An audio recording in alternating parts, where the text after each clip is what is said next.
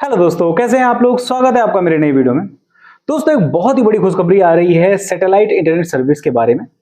अब इंडिया में satellite service बहुत जल्दी शुरू होने वाली है। स्टारलिंक की सर्विस या फिर बोले हम अमेजॉन की जो सर्विस है सैटेलाइट की, सारी सर्विसेज बहुत ही जल्द स्टार्ट हो जाएंगी।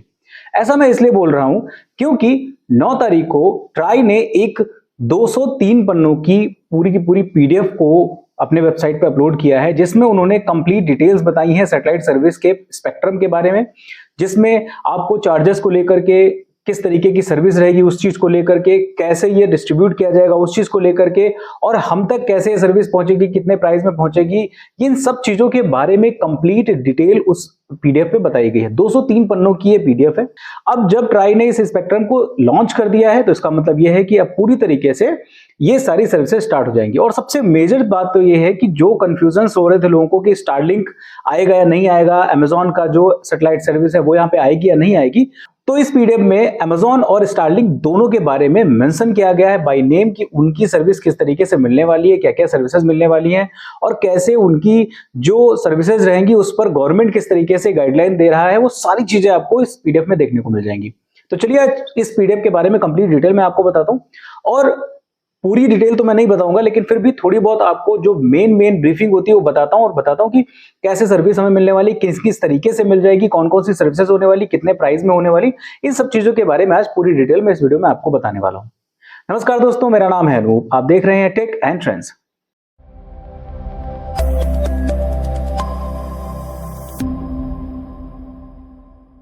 अब दोस्तों यहां पर जो एक चीज खुल करके सामने आ रही है वो आ रही है 30 डे ट्रायल वाली। मतलब 30 डे ट्रायल जो है वो सैटेलाइट सर्विस जो स्टारलिंक की है वो नॉर्मली सारी जगहों पे लॉन्च करती है, और वो 30 दिन का ट्रायल सबसे पहले देती है लोगों को। अगर वो सर्विस आपको पसंद आ रही है तो आप उसको कंटिन्यू करिए, अदरवाइज आप इसको वापस कर सकते हो, उनके इक्विपमेंट्स और सारी चीजें आप वापस कर सकते हो। लेकिन यहाँ पे जो भी चार्जेस होंगे वो भी पूरी तरीके से डिस्क्लोज नहीं करे गए, लेकिन फिर भी एक ब्रीफिंग आपको जरूर मिल जाएगी इस पूरे पीडीएफ में देखने पर कि आपको किस तरीके से चार्जेस देने पड़ रहे हैं। उससे पहले मैं आपको बताता हूं सर्विस के बारे में कि आपको किस तरीके की सर्विस देखने को मिलेगी। जो ट्राई की रिपोर्ट है, इस रिपोर्ट में आपको 2 तरीके की सर्विसेज देखने को मिलेगी, जिसमें से एक है एनजीएसओ और दूसरी है जीएसओ। एनजीएसओ मतलब नॉन जियो स्टेशनरी सैटेलाइट ऑर्बिट, और वहीं पे जीएसओ का मतलब है जियो स्टेशनरी सैटेलाइट ऑर्बिट। अब इन दोनों सर्विसेज में अंतर क्या है? इन दोनों सर्विसेज में मेनली अंतर है कॉल और टेक्स्ट का। मतलब जो एनजीएसओ सर्विस है वहां पे आपको डेटा और इंटरनेट की सुविधा मिल जाएगी, लेकिन जो जीएसओ सर्विस है जहां जहां पे अवेलेबल होगी ये सर्विस, वहां पे आपको डेटा और इंटरनेट के अलावा कॉलिंग और टेक्स्ट की भी सुविधा दी जाएगी। अब इन दोनों सर्विसेज में मेनली तो अंतर यही है, बाकी डीप में जो सारी डिटेल्स है वो आपको पीडीएफ में मिल जाएंगी। इस पीडीएफ का लिंक मैं आपको डिस्क्रिप्शन में दे दूंगा, वहां जाकर के आप डाउनलोड कर सकते हो, कंप्लीट डिटेल आप पढ़ सकते हो कि क्या क्या ट्राई ने रेगुलेशंस बनाए हैं, किस तरीके से हमें इंट्रोड्यूस कर रहा है सैटेलाइट सर्विस को, ये सारी चीजें उसमें लिखी हुई हैं, आप आराम से उसको पढ़ सकते हो।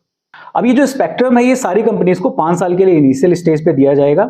5 साल के बाद इसको 2-2 साल करके बढ़ाने का प्रावधान है। बीच में हो सकता है इस चीज को बदल भी दिया जाए, 5 साल के बजाय इसको बढ़ा करके पहले ही कर दिया जाए, या फिर हो सकता है जो 2-2 साल का जो 5 साल के बाद का अपग्रेडेशन है इसको बढ़ा करके 5 साल कर दिया जाए। ये चीज ट्राई और ड्यूटी ने अपने हाथ में रखी है, वो फ्यूचर में इस पे कभी भी चेंजेस कर सकते हैं, ये चीज उसमें मेंशन है। अब यहाँ पे एक और बड़ा अंतर आपको सर्विस में भी देखने को मिल जाएगा। जो एनजीएसओ सर्विस है वो फिक्स लाइन सर्विस होगी, जिसमें आप मूव नहीं कर सकते हो, अपने ब्रॉडबैंड कनेक्शन टाइप का जैसा होता है उस तरीके का रहेगा, अपनी डिवाइसेस को इधर उधर मूव नहीं कर सकते हो। और जितनी भी जीएसओ सर्विस रहेंगी वो मोबाइल सैटेलाइट सर्विस की रहेंगी। मतलब वहां पे आप अपनी जो डिवाइसेस होती हैं उनको इधर उधर मूव भी कर सकते हो, और मूव करके अलग अलग लोकेशंस पे जाकर के उनकी जो सर्विसेज हैं वो उठा सकते हो। क्योंकि जाहिर सी बात है सैटेलाइट सर्विस ही इसीलिए है कि वहां पे आप सारी तरीके की सर्विसेज ले सको, और रूरल एरियाज में, ऐसे एरियाज में आप यूज कर सको उसको जहां पर आपके यहाँ पे टेलीकॉम सर्विस नहीं मिल पा रही है, नॉर्मल ब्रॉडबैंड सर्विस नहीं मिल पा रही है। तो इसलिए 2 तरीके की सर्विसेज निकाली गई हैं।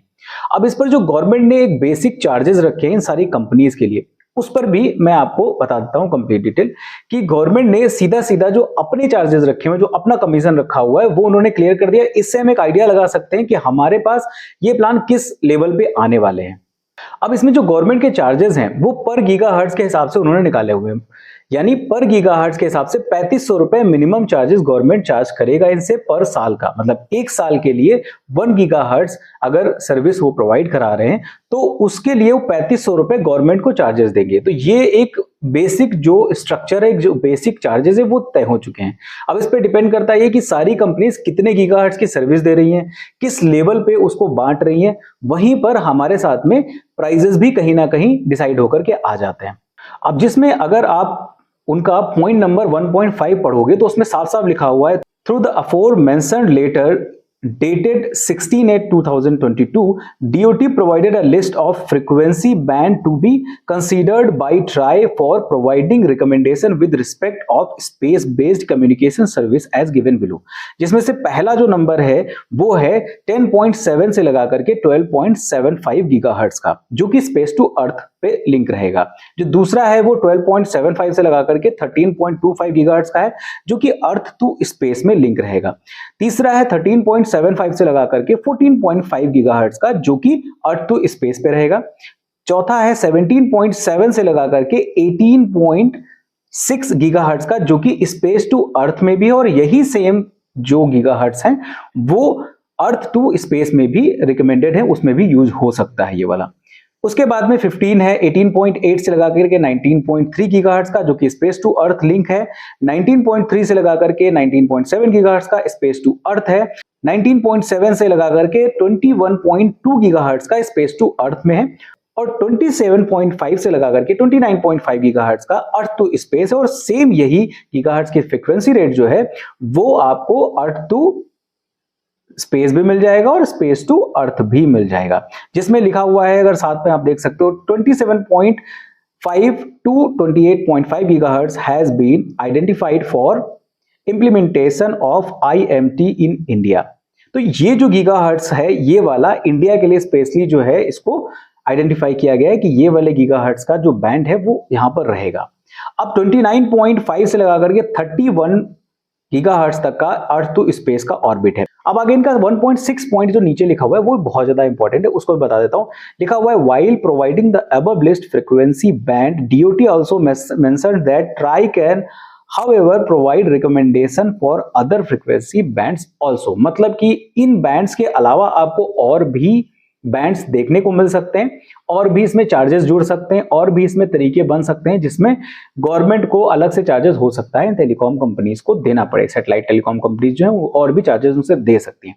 तो फिलहाल ब्रीफिंग बहुत ज्यादा है, इसमें बहुत ज्यादा डिटेल्स भी दी हुई हैं, लेकिन एक राउंड फिगर में अगर देखा जाए तो इसमें जो आप लिस्ट देखोगे एक जगह पे जाकर के, वहां पे आपको अलग अलग कंट्री के हिसाब से अलग अलग चार्जेस दिए हुए हैं कि आपको अगर यूएसए में आप सैटेलाइट सर्विस यूज कर रहे हो स्टारलिंक की या फिर अमेजॉन की, तो आपको अलग चार्जेस देने पड़ रहे हैं, लगभग 200 से 300 डॉलर आपको देने पड़ सकते हैं, वहां पे उसके चार्जेस हैं। ऐसे ही करके अलग अलग कंट्रीज में कम है पैसे।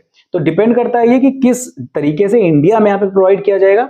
लेकिन फिर भी अगर इंस्टॉलेशन और सारी चीजों की बात करें तो आप ये मान के चलिए कि आपका जो इंस्टॉलेशन का चार्ज रहेगा, जो इनके इक्विपमेंट्स रहेंगे, ये सारी चीजें जो है मिला करके एक मोटी मोटी बात हम करें तो अगर आप मोबाइल सर्विस का इंस्टॉलेशन ले रहे हो तो आपको लगभग स्टार्टिंग में यहाँ पे 50 से 60 हजार रुपए का खर्चा करना पड़ सकता है, जो कि वन टाइम चार्ज रहना चाहिए। उसके बाद में आपको मंथली चार्जेस देने पड़ेंगे, जो कि 3000 से लगा करके 8000 रुपए पर मंथ के हिसाब से पड़ सकते हैं। अलग अलग बैंडविड्थ, अलग अलग स्पीड के हिसाब से आपको इसके चार्जेस देने पड़ेंगे।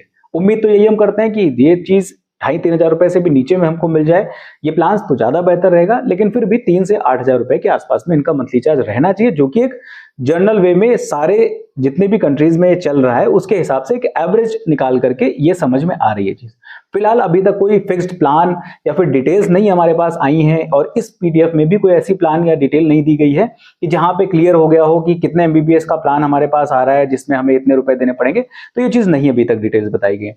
फिलहाल ये जो वीडियो है, इस वीडियो में ट्राई का जो पीडीएफ है उसकी ब्रीफिंग मैंने करने की कोशिश करी, उसमें जो मेन पॉइंट्स है वो आपको समझाने की कोशिश करी, किस तरीके से हमें सर्विस मिलेगी, किस बैंडविड्थ पे हमको सर्विस मिलेगी, सर्विस प्रोवाइडर्स हैं वो ट्राई को किस तरीके से या डीओटी को किस तरीके से गवर्नमेंट को चार्ज देंगे, उसी बेस पर हम अनुमान लगा सकते हैं कि हमें किस तरीके से चार्ज पड़ेगा पर सर्विस का। फिलहाल उम्मीद है आपको ये वीडियो अच्छी लगी होगी, इससे आपको कुछ ना कुछ आइडिया लग गया होगा कि सैटेलाइट सर्विस जो आने वाली है उसमें किस तरीके से चीजें होने वाली। फिलहाल आप पीडीएफ पूरा पढ़ना चाहो तो पढ़ सकते हो, लिंक आपको डिस्क्रिप्शन में उसका मिल जाएगा, वहां से आकर के डाउनलोड कर लीजिए और पूरा पीडीएफ पढ़ना चाहे पढ़ सकते हैं। फिलहाल के लिए वीडियो में इतना ही। अगर आपको कुछ भी इस बारे में कमेंट करना है, कोई भी सवाल है, तो आप कमेंट करके नीचे मुझे बता सकते हो, मैं उसमें आपको जवाब देने की कोशिश करूंगा। और आपको क्या लगता है सैटेलाइट सर्विस जब इंडिया में आएगी तो कितने प्राइस पर आने वाली है, पर मंथ के हिसाब से क्या प्लान रहने वाला है उसका, ये आप अपना अनुमान मुझे कमेंट करके जरूर बताइएगा। अगर आपको वीडियो अच्छी लगी तो लाइक कर दीजिएगा, अपने दोस्तों तक भी शेयर कर दीजिएगा, और अगर आप मेरे चैनल पर नए हो तो मेरे चैनल को सब्सक्राइब जरूर कर लीजिएगा, क्योंकि इसी तरह की बेहतरीन वीडियोस मैं आपके लिए लेके आता रहता हूं और आगे भी लाता रहूंगा। फिलहाल के लिए इस वीडियो में इतना ही, मिलते हैं किसी दूसरे वीडियो में किसी अच्छे से टेक और ट्रेंडिंग टॉपिक के साथ। तब तक के लिए नमस्कार।